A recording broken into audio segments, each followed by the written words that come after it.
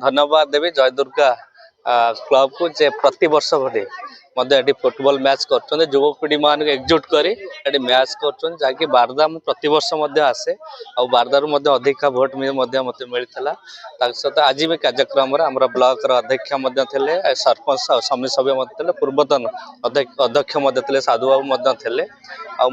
पूर्वतन सरपंच जे त्रिलोचन बाबू से सभापतित्व करुले कितु युवपीढ़ी मान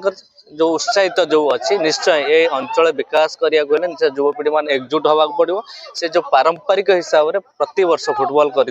धन्यवाद दूसरी जो स्पिरिट अच्छी इच्छा शक्ति अच्छी आपड़ देखिथे फुटबॉल टीम स्पिरिट मिले जो कौन क्षेत्र को पिला गले विफलता हमें सफलता हमें से आज समस्त धन्यवाद दूसरी देखो रनर्स से पाती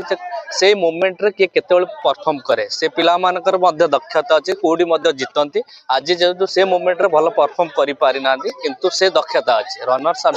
जे जीतिले बोथ टीम डूइंग बेटर।